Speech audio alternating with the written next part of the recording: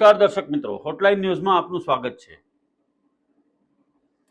ધાર્મિક સંસ્થાઓ સાથે સંકળાયેલા, સંપ્રદાયો સાથે સંકળાયેલા કહેવાતા સંતો, સાધુઓ, મહારાજો તમામ મર્યાદાઓ નેવે મૂકી અને એમની પાસે આવતા લોકોના, યુવાનોના, યુવતીઓના શોષણ કરે છે।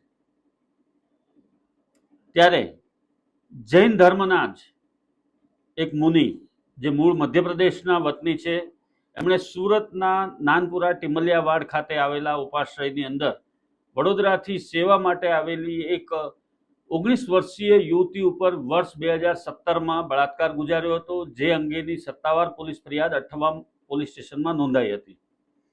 અઠવા પોલીસની તપાસ દરમિયાન આ જૈન મુનિની ધરપકડ કરવામાં આવી હતી અને એને જેલ હવાલે કરવામાં આવ્યો હતો। આ કેસમાં સુનાવણી સંપન્ન થઈ છે સુરતની કોર્ટમાં, અને સુરતના સરકારી વકીલ રાજેશ ડોબરિયાની દલીલોને આધારે આરોપી જૈન મુનિ શાંતિ સાગરને તકસીરવાર ઠેરવવામાં આવ્યો છે અને હવે પછી એની સજાનું એલાન કરવામાં આવશે। શાંતિ સાગરના કેસમાં ગઈકાલે સુરતના એડિશનલ સેશન જજ શ્રી એડી શાહ સાહેબે આરોપીને કસૂરવાર ઠેરવા છે અને આજે સજા બાબતેની દલીલ રાખવામાં આવેલી। બંને પક્ષની દલીલો આજે પૂર્ણ થઈ। સૌપ્રથમ બચાવ પક્ષે આરોપીને કેમ ઓછી સજા કરવી તેના મુદ્દાઓ રજૂ કર્યા। ત્યારબાદ સરકાર પક્ષે દલીલ કરવામાં આવી અને આરોપીને મહત્તમ સજા કેમ કરવી જોઈએ તે બાબતેની દલીલ કરવામાં આવી। દલીલ કરતી વખતે સરકાર પક્ષે અમે જણાવ્યું કે કાયદામાં મહત્તમ સજા અને મિનિમમ સજા એ બે કેમ રાખવામાં આવી છે, એ કેમ ડિસ્ક્રિશન વાપરવું જોઈએ તે બાબતની દલીલો કરી અને જણાવ્યું કે ભાઈ ગુનો કોણ આચરે છે, કેવી રીતે આચરે છે, કોની ઉપર ગુનો આચર્યો છે અને એની સમાજમાં શું અસર, આ તમામ પાસાઓ જોવા જોઈએ। અને ખાસ કરીને શાસ્ત્રોમાં ગુરુનું સ્થાન બહુ ઊંચું હોય છે। કોર્ટમાં ગુરુ બ્રહ્મા, ગુરુ વિષ્ણુ, ગુરુદેવો મહેશ્વર એ શબ્દ પ્રયોગ કરી અને ગુરુનું સ્થાન શું છે તે પણ કોર્ટને સમજાવ્યું કે આ રીતે ગુરુનું સ્થાન આપણા માતા પિતા કરતાં વધારે છે અને એના દ્વારા જ્યારે જો ગુનો આચરવામાં આવે તો ગુનાની ગંભીરતા ખૂબ વધારે કહેવાય। જે દીકરી ઉપર રેપ થયો તે 19 વર્ષની દીકરી હતી, એના માનસિક ટ્રોમા એ પણ આપણે જોવું જોઈએ। એનો ફક્ત દેહ નથી ચોથાયો, એનો આત્મા પણ ચોથાયો છે આ બનાવને કારણે, તે પણ જોવું જોઈએ। બનાવ બાદ એના પિતા આ આઘાતમાં ગુજરી ગયા તે બાબત પણ જોવી જોઈએ। અને આ બધા પાસાઓ જોતા સરકાર પક્ષે દલીલ કરવામાં આવી કે આરોપીને મહત્તમ સજા એટલે કે આજીવન કેદની સજા બળાત્કારના ગુનામાં કરવી જોઈએ અને સાથે સાથે દંડ પણ કરવો જોઈએ, તેમજ ભોગ બનનારને વિક્ટિમ કોમ્પેન્સેશન સ્કીમ હેઠળ વળતર આપવું એવો હુકમ પણ કરવો જોઈએ। એ બાબતની વિનંતી કોર્ટ સમક્ષ કરવામાં આવી છે। જૈન મુનિ સ્વામી છે,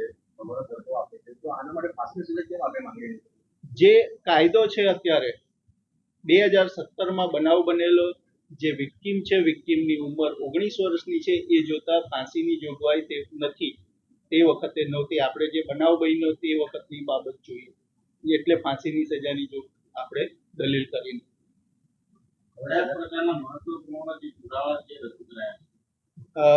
ભોગ બનનારની જુબાની રજૂ કરવામાં આવી, એના પરિવારજનોની જુબાની રજૂ કરવામાં આવી, panchnama, CC camera footage, scientific evidence, medical evidence આ બધા રજૂ કરવામાં આવ્યા। એવો કોઈ ઉદાહરણ દાખલો પણ આપવામાં આવ્યો?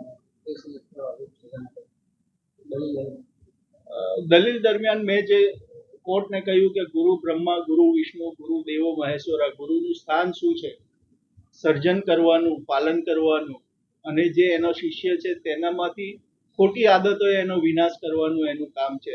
એની જગ્યાએ આએ નથી સર્જન કર્યું, નથી પાલન કર્યું, પણ છોકરીને ચૂકી કાઢી છે, એટલે આ ગુનાની ગંભીરતા વધારે છે। વડોદરાથી સેવા માટે આવતી આ યુવતી, જેની ઉંમર માત્ર 19 વર્ષ હતી, એના માતા પિતાની સાથે આવતી હતી, ત્યારે આ કહેવાતા જૈન મુનિએ આ યુવતીનું શારીરિક શોષણ કર્યું હતું, એના ઉપર બળાત્કાર ગુજાર્યો હતો અને આ યુવતી માનસિક આઘાતમાં સરી પડી હતી. એટલે સુધી કે જ્યારે આ કેસ સુરતની કોર્ટમાં ચાલતો હતો ત્યારે યુવતીને અલગ અલગ રૂપમાં, અલગ અલગ વેશમાં, અલગ અલગ કપડાં પહેરીને આવવું પડતું હતું અને પોતાનું મોં છુપાવી અને જજની સમક્ષ ઉપસ્થિત થવું પડતું હતું. કેમ કે આ જે જૈન મુનિ છે એના કટ્ટર અનુયાયીઓ કદાચ એના ઉપર હુમલો કરે એવી પણ સંભાવનાઓ હતી. જૈન યુવતી ઉપર થયેલા આ દુષ્કર્મ બાદ એના આઘાતમાં આ યુવતીના પિતાનું પણ મોત થયું હતું. સમગ્ર જૈન ધર્મના માટે શર્મસાર કરનારા આ કિસ્સા બાદ સુરત શહેરમાં ચકચાર મચી હતી અને શહેરના તમામ જૈન ફિરકાઓ દ્વારા આની સામે રોષ વ્યક્ત કરવામાં આવ્યો હતો.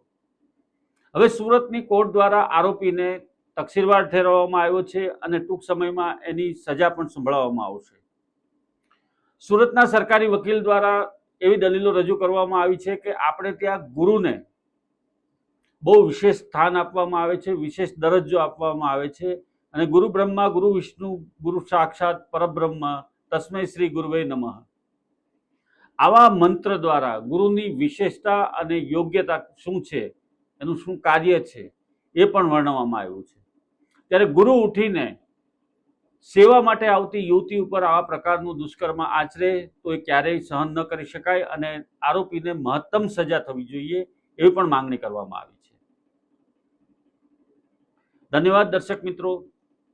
આવા જ પ્રકારના વિડીયો જોવા માટે અમારી હોટલાઇન ન્યૂઝ ચેનલને આપ લાઇક કરો, શેર કરો અને સબસ્ક્રાઇબ કરો. આવા પ્રકારના વિડીયો તમને જોવા ગમતા હોય તો હોટલાઇન ન્યૂઝ ચેનલને લાઇક, શેર અને સબસ્ક્રાઇબ કરો.